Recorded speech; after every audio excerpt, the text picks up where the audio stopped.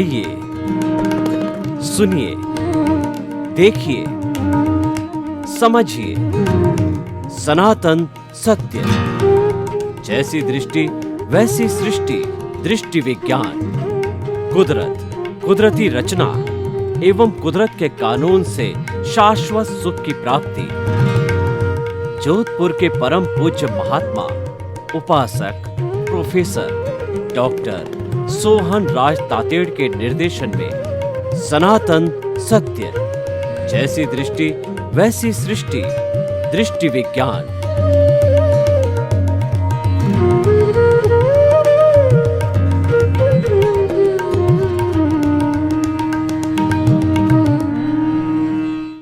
भाइयों और बहनों, मातृशक्ति को नमन। स्टूडियो में आपका हार्दिक स्वागत है, अभिनंदन है, सत्कार है। आत्मविज्ञान, साइंस ऑफ द सोल कार्यक्रम के अंतर्गत हम आपको सही दृष्टि, सही सोच के अंतर्गत आपकी जो नकारात्मक सोच है, आपके जो बुरे विचार है, आपके जो गंदे विचार है, आपके जो भाव बिगड़ रहे हैं, उनको हम सही दिशा में नियोजित करते हैं ताकि कि आपका चिंतन सही हो। और जितना चिंतन सही होता है वह पॉजिटिविटी बढ़ती है, और जितनी जितनी पॉजिटिविटी बढ़ती है उतनी उतनी प्योरिटी बढ़ती है, और जितनी जितनी प्योरिटी बढ़ती है उतना उतना हम मुक्ति के करीब जाते हैं। अतः भाई और बहनों, हमें अपने जो है सोच को सकारात्मक रखना चाहिए और हमें पॉजिटिव सोच रखनी चाहिए। उसी के लिए आत्मविज्ञान कार्यक्रम रखा गया है। और आत्मविज्ञान कार्यक्रम के केंद्र आत्मा है। जहाँ केंद्र में आत्मा होती है वहाँ सब काम प्रामाणिक होते हैं। और आत्मा है तो हम हैं, आत्मा के पीछे हमारा अस्तित्व है। अगर हमारे शरीर में आत्मा नहीं है तो ये शरीर जड़ है, ये शरीर डेड बॉडी है, ये शरीर शव है, उसको जला दिया जाता है। तो इसीलिए आत्मा का बहुत ही मुख्य स्थान है हमारे जीवन के अंदर। ये सारा कार्य हम अलग अलग एपिसोड्स के माध्यम से करते हैं। तो आज हम एक बहुत सुंदर एपिसोड लेकर के आपके सामने प्रस्तुत हो रहे हैं। आज का हमारा विषय है जैसा अन्न वैसा मन।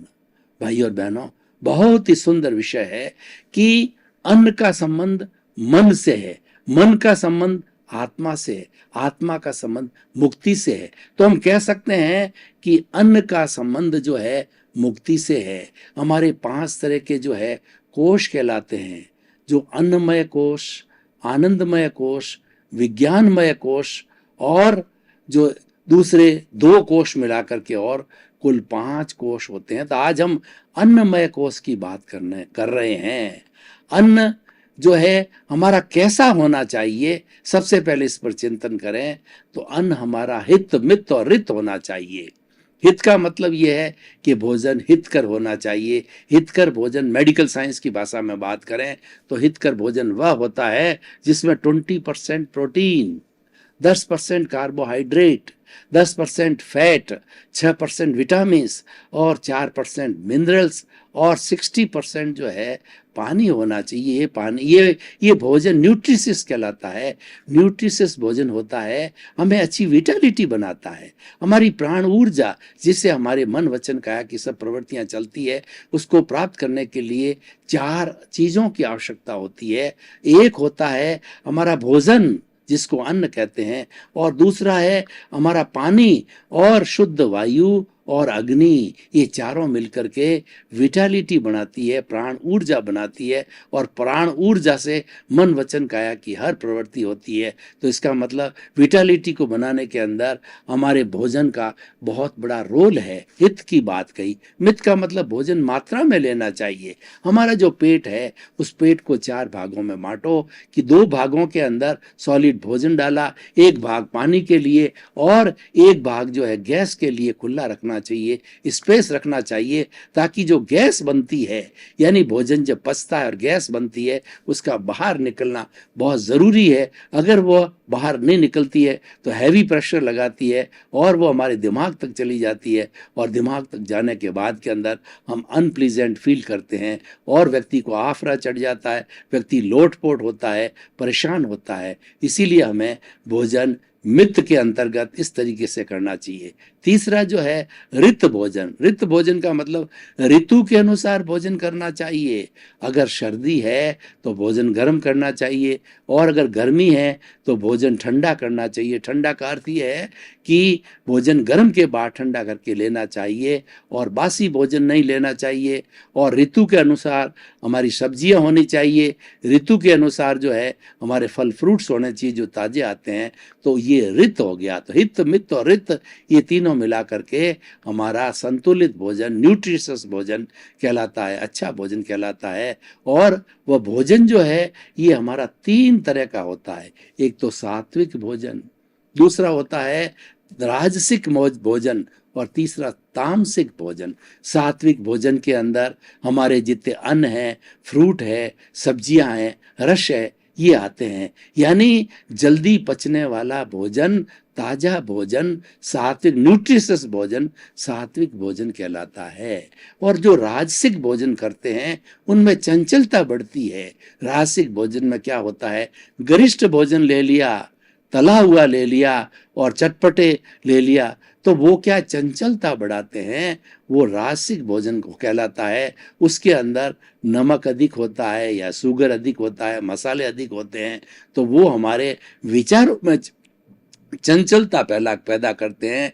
तो जैसा अन्न वैसा मन, यानी कि अगर राजसिक भोजन है तो हमारा मन भी चंचल हो जाता है, और मन के चंचल होने से हमारा चित्त है वो विक्षिप्त हो जाता है, और हम इधर उधर जो नेगेटिव थॉट्स, नकारात्मक सोच करते रहते हैं, उससे हमारा मन दूषित होता है, हमारी आत्मा दूषित होती है, और हम मुक्ति से बहुत दूर चले जाते हैं। यानी अन्न का संबंध है हमारी मुक्ति से है। तो ये हो गया हमारा राजसिक भोजन। और तीसरा तामसिक भोजन, वो तो बहुत ही खराब होता है। जैसे कि नॉन वेज भोजन लिया, दूसरे पशुओं के मांस को खाना, उन पशुओं के अंदर जो है जो कोई भी बीमारी होती है, कैंसर की बीमारी या अन्य अन्य जो बड़े बड़े जो आजकल जो वायरस आ रहे हैं, वो वायरस जो है बहुत ज़्यादा इन एनिमल्स के अंदर होते हैं। तो वो एनिमल्स के जो वायरस है हमारे भोजन के साथ शरीर में आ जाते हैं, व्यक्ति बीमार पड़ जाता है, व्यक्ति कैंसर का मरीज बढ़ जाता है, और बड़ी बड़ी बीमारियों को पाल देता है। और वास्तव के अंदर मांसाहार जो है वो मनुष्य के लिए नहीं बना है। मांसाहार तो वाइल्ड एनिमल्स के लिए बना है। आप आंतों का, दांतों का, जीभ का, सबका डिफरेंस देखिए तो वो वाइल्ड एनिमल्स होते हैं, उनके दांत बहुत शार्प होते हैं, तीखे होते हैं, क्योंकि वो मांसाहार के लिए बने होते हैं। और उनकी जो सब मिलाकर कुल आंत होती है वो 4 फुट की होती है, और वो ज़्यादा डायमीटर में होती है, क्योंकि सीधा लिया और सीधा निगल दिया। लेकिन हमारा जो हम मुंह से जो भोजन करते हैं और मल द्वार तक जाता है, इस भोजन को कुल है 30 फुट तक ट्रेवल होना पड़ता है। सबसे पहले हमारी भोजन नली, फिर आमाशय, ड्यूोडेनम, और फिर उसके बाद में छोटी आंत, और छोटी आंत के बाद में बड़ी आंत, और बड़ी आंत के बाद में ये मल द्वार से जो मल बाहर निकलता है, और साथ के अंदर जो छोटी आंत के अंदर भोजन पच जाता है तो उसके चारों तरफ कैपिलरीज लगी हुई होती है। जैसे कि हम मौसमी का जूस निकालते हैं तो हमारे ड्यूोडेनम, आमाशय के अंदर जो बहुत से हार्मोन्स और बहुत से जो है वो श्राव मिलकर के उस भोजन को बिल्कुल जो है मौसमी के रस की तरह जो है वो उसको इतना इतना कर देते हैं लिक्विड फॉर्म के अंदर कि वो मौसमी के जैसा जूस जो है कैपिलरी के द्वारा हमारे यकृत के अंदर जाता है, और यकृत 500 तरह के काम करता है। विश्व की सबसे बड़ी फैक्ट्री जो है मनुष्य का आंतरिक शरीर है। मनुष्य के अंदर जो सिस्टम चलते हैं, ब्लड सर्कुलेशन, उत्सर्जन, और जो है श्वसन तंत्र, और जितने भी हमारे 8-10 तरह के सिस्टम होते हैं, वो सारे जो है वो सिस्टम, जो मनुष्य के सिस्टम जो है विश्व की सबसे बड़ी फैक्ट्री है। और यकृत उसमें 500 तरह के काम करता है। मुख्य रूप से वो ब्लड बनाता है, और वह ब्लड जो है वो वहाँ से यकृत से बन करके और हमारे जो है वो हार्ट के अंदर चला जाता है। हार्ट के अंदर दायां आलिंद, बायां आलिंद, दायां निलय, बायां निलय, ये जो है 4 भाग होते हैं।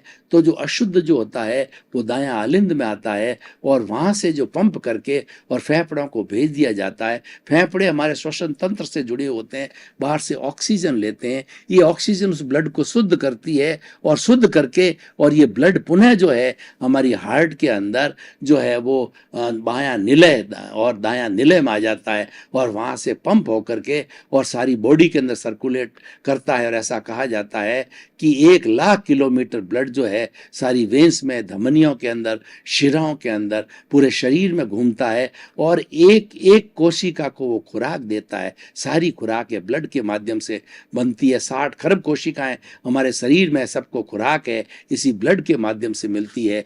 तो भाई और बहनों, ये जो हमारा तामसिक भोजन की हम बात कर रहे थे, ये तामसिक भोजन जो है वो हिंसा के जो है वो हिंसा पैदा करता है, आदमी में क्रूरता लाता है, क्योंकि ये जो है नॉन वेज भोजन होता है, पशुओं का भोजन होता है। इसीलिए इसके अंदर हिंसा के भाव आते हैं, नेगेटिव थॉट्स आते हैं, क्रोध, अहंकार, माया, लोभ आता है। तो इस तरीके से हमें तामसिक भोजन कभी भी नहीं करना चाहिए। ये सबसे सबसे खतरनाक भोजन है और ये भोजन है मनुष्य के जीवन को बहुत खराब कर देता है। और अहिंसा की दृष्टि से बात करें, जिन प्राणियों का हम मांस खाते हैं उनको मार करके उनमें भी हमारे जैसी आत्मा है। हमारे शरीर को काटा जाता है, हमारे शरीर को छेदन भेदन किया जाता है तो हमें दर्द होता है। वैसा का वैसा उन प्राणियों को जब मारा जाता है तो उनको वैसा का वैसा दर्द होता है और उससे हमारे कर्मों का बंधन भी होता है। और मनुष्य जो है कर्मों का बंधन भुगतने के लिए अगले जन्म के अंदर बाध्य हो जाता है। तो ये भी एक बहुत बड़ा नुकसान होता है। तो हम बात कर रहे थे कि जो हमारे अन्न की बात कर रहे थे कि अन्न जो है हमारा राजसिक, तामसिक और सात्विक में से सात्विक सबसे बड़ा अन्न है, जो कि हमें सकारात्मक सोच देता है, राजसिक चंचलता पैदा करता है और तामसिक भोजन हिंसा और क्रूरता के भाव लाता है। तो भाई और बहनों, जैसा अन्न वैसा मन की हम बात करें तो अब हम जो है थोड़ा इस अन्न का हमने काफी विवेचन किया। अब मन की बात करते हैं कि मन किसे कहते हैं। मन है वो मनन के पूर्वक और मनन के बाद में मन नहीं रहता है, केवल मनन के समय ही मन रहता है। यानी जब आपने चिंतन चालू किया तभी मन खड़ा होता है, उसके अतिरिक्त जो है मन नहीं रहता है। मन एक पौद्गलिक वस्तु है और ये हमारा मन के 2 कार्य है कि जो हमारी 5 इंद्रियां हैं, स्पर्श, रसन, घ्राण, चक्षु, श्रोत्राणी, इंद्रियाणी, ये 5 इंद्रियां जो बाहर के इसके 23 विषय होते हैं, इन विषयों को बाहरी जगत से खींच के लाती है और वो ला करके और मन को दे देती है। मन के अब 2 काम होते हैं। मन जो है इस इंद्रियों के द्वारा प्राप्त जो विषयों के ऊपर योजना करता है और उसके साथ साथ में मन एक मैनेजर का भी काम करता है कि मन जो है भूतकाल की कल्पना करता है और भूतकाल की स्मृति करता है, भविष्य काल की कल्पना करता है और वर्तमान काल का चिंतन करता है। तो इसीलिए मन हमारा अच्छा कब रहता है कि हम हमेशा भावक क्रिया करें, हम हमेशा वर्तमान में जीवें, क्योंकि ऐसा कहा गया है कि yesterday never exist, yesterday has gone away, tomorrow never exists, the moment of the present is with us to do something। तो हमें हमेशा भावक क्रिया करनी चाहिए और भावक क्रिया एक बहुत बड़ी साधना है और ये इसके अंदर मन का जो है बहुत बड़ा रोल है। मन के लिए कहा जाता है कि मन लोभी, मन लालची, मन चंचल, मन चंचल मन और मन के मते न चालिए, पलक पलक मन और। मन को जो है बहुत कोसा जाता है, पर बेचारा मन तो क्या करे, मन तो नौकर है, जो मालिक है वो चित्त है। चित्त वास्तव में विक्षिप्त होता है, वो विक्षिप्तता मन तक पहुंचती है और उसके बाद इंद्रियों तक जाती है और शरीर के सारे हमारे हाथ पैर जो जितने भी अंग है उन अंगों तक जो है वह चित्त की बात, जो कि भाव भीतर से आता है, उस भीतर से भाव के द्वारा जो ये सारा जो है उपक्रम चलता है। तो भाई और बहनों, मन जो है, बहुत से लोग जो है ये प्रश्न करते हैं कि हम कभी ध्यान करने बैठते हैं, स्वाध्याय करने बैठते हैं तो हमारा मन भटकता है। तो मन को भटकने का कारण ये है कि हम मन को पकड़ते हैं, मन को हम जो है बांधते हैं कि मन बुरी जगह क्यों चला गया, जबकि मैं स्वाध्याय कर रहा हूं, मैं भगवान के मंदिर के अंदर हूं, मैं माला फेर रहा हूं, जाप कर रहा हूं। तो उस मन को बांधने से जो है वो मन ज्यादा चंचल होता है। तो मन को आप बांधिए मत, बल्कि मन को जो है आप फ्री कर दीजिए। फ्री कैसे करना होता है कि मान लीजिए कि आप पतंग उड़ा रहे हैं तो पतंग के साथ मंजा होता है। मंजा जो है वो उसकी डोर आपके हाथ में है और और वो पतंग उड़ती रहती है। अगर उस पतंग को ढील देते हैं तो पतंग बहुत दूर दूर आकाश में चली जाती है और उसको खींच लिया जाता है। ज़्यादा खींचते तो हवा के जोर से जो मंजा है वो हमारे हाथ को काट करके खून भी आ जाता है। तो कहने का मतलब ये है कि विचारों को बांधो मत, विचारों के साथ जुड़ो मत, विचारों को बाईपास करो। हमारे मन वचन काया रूपी ये जो शरीर है पूर्व जन्म के कर्मों के भुगतान के लिए मिला है और उसमें हम स्वतंत्र हैं, क्योंकि पिछले जन्म में हम कॉजेज डाल के आए हैं। तो वो कॉजेज का सारा भुगतान इसी जन्म में जो हमने भाव कर्म डाले थे, ये द्रव्य कर्म के रूप के अंदर सारा भुगतान यहाँ होता है। और ये सारा भुगतान है वो हमारे मन के द्वारा होता है, विचारों के द्वारा होता है। इसीलिए विचारों के साथ जुड़ो मत, विचारों को बाईपास करो, विचारों को ज्ञाता दृष्टा भाव से देखते रहो। हमारा पूरा जीवन है एक फिल्म की तरह है और वो फिल्म विचारों के माध्यम से चलती रहती है। जो जो विचार आ रहे हैं उसको बाईपास होने दो, बाईपास होने दो, उसके साथ जुड़िए मत, उसके साथ मध्यस्थता रखिए। उसको जो है आप मध्यस्थता रखेंगे और उसके ऊपर नहीं देखेंगे, ध्यान नहीं देंगे तो विचार चले जाएंगे। और जो ही आपने उसकी तरफ ध्यान दिया तो to the every action there is a reaction, तो रिएक्शन होगा और रिएक्शन होने से फिर राग द्वेष पैदा होंगे और ये राग द्वेष से नए कॉज बढ़ेंगे और नए कॉज बढ़ने से जो है हमारी कॉजल बॉडी बढ़ेगी और फिर हमारा चार्ज होगा और चार्ज होकर के पुनः हम 84 लाख जीवा योनि के अंदर जो भटकते रहेंगे। तो भाई और बहनों, अन्न और मन की हमने बात कही, तो मन का अन्न से सीधा संबंध है, जैसा मैंने कि बताया सात्विक राजसिक तामसिक भोजन से है और हित मित रित भोजन से है। तो हमें अन्नमय कोश के ऊपर बहुत ध्यान देना चाहिए। ये हमारी प्राइमरी स्टेज है और भोजन के साथ में भोजन समय पर करना चाहिए और भोजन जो है वह करने के बाद में हमें जितनी कैलोरीज का भोजन में लिया होता है उसको बर्न करना चाहिए। उन कैलोरीज को बर्न नहीं करते हैं तो एक्स्ट्रा फैट हमारे शरीर के अंदर बढ़ती है और एक्स्ट्रा फैट बढ़ने के कारण मोटापा आता है और मोटापा जो है सभी बीमारियों की जड़ है। जो आज शुगर बीपी वगैरह जितनी बीमारियां होती है वो सब बीमारियों का मुख्य कारण मोटापा है हमारा, तो उसको रोका जाना चाहिए। फैट से होता है और ये फैट जो है एक्स्ट्रा कैलोरीज जो इकट्ठी होती है उससे आती है। तो भाई और बहनों, अब हम बात करते हैं कि अन्न के द्वारा जो है हमारा भीतर जो विटालिटी बनी तो उसके अंदर नकारात्मक और सकारात्मक सोच से हम इसका संबंध जोड़ते हैं। तो जो नकारात्मक सोच पैदा होती है उसका हमारा भावात्मक जो है विकास अवरुद्ध हो जाता है।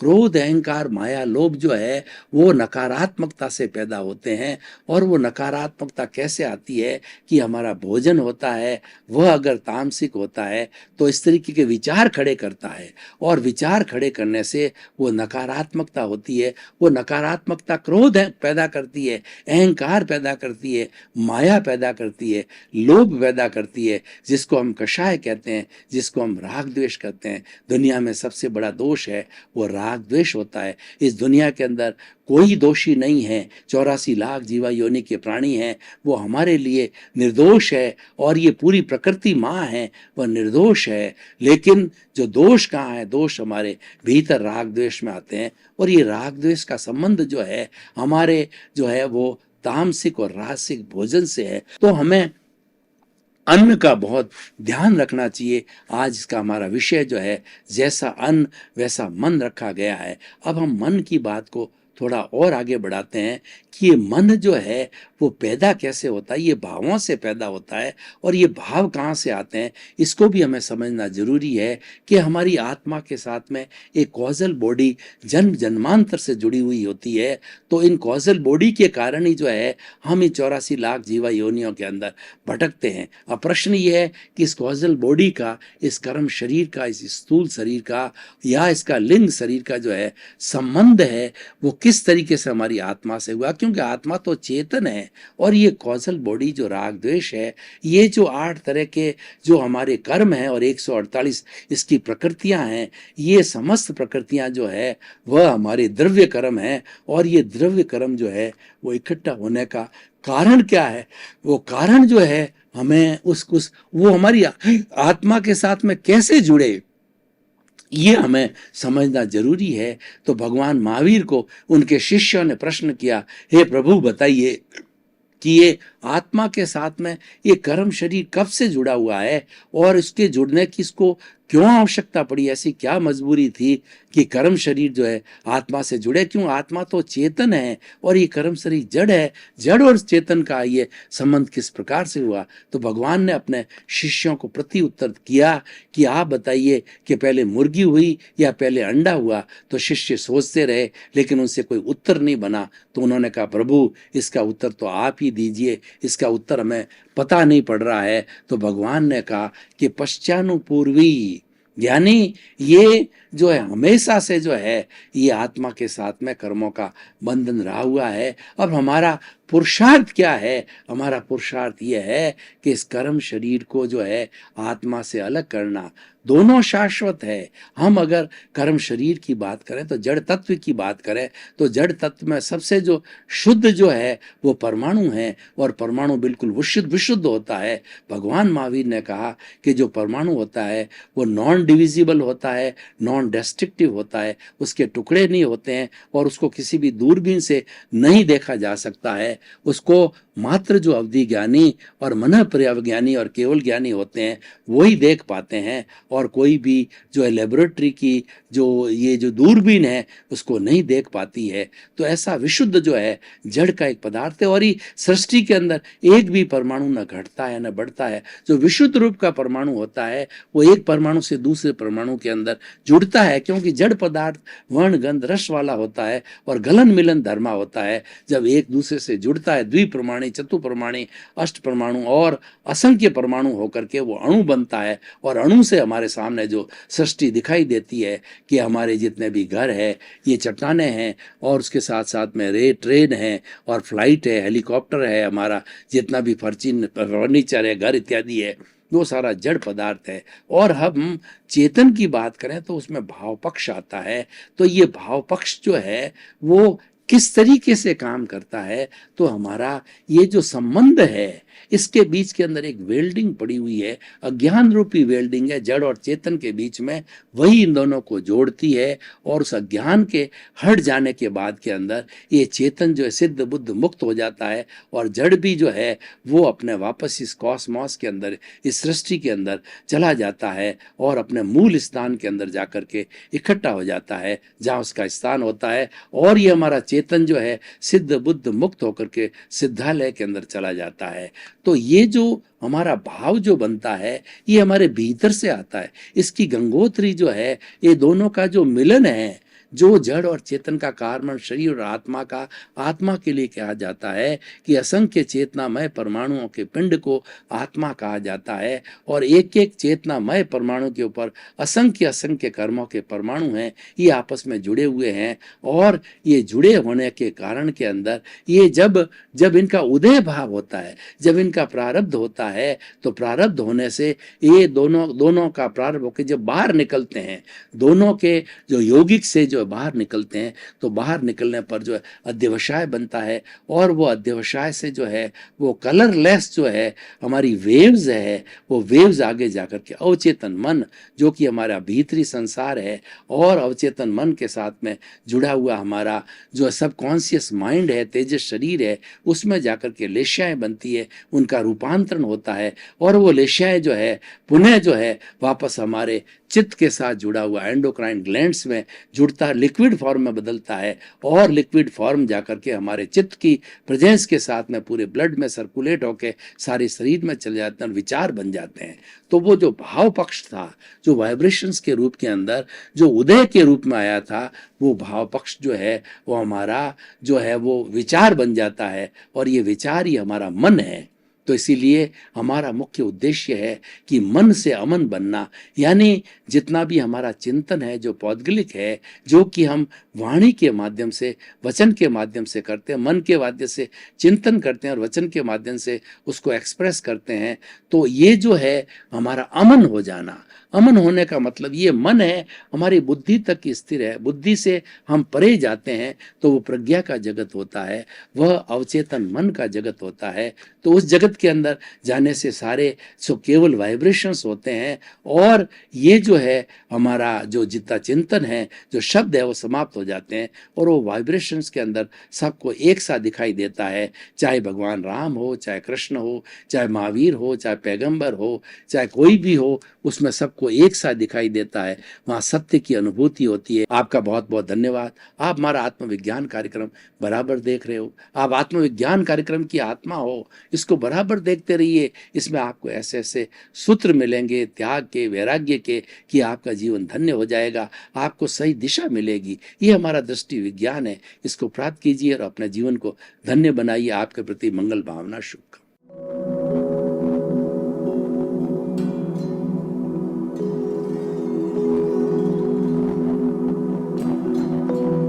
एक ऐसा अंतर्राष्ट्रीय ख्याति प्राप्त मानव जो गुरु प्रेरणा से पिछले 20 वर्षों से वानप्रस्थ जीवन जीते हुए 24 घंटे मानवता की सेवा में संलग्न है।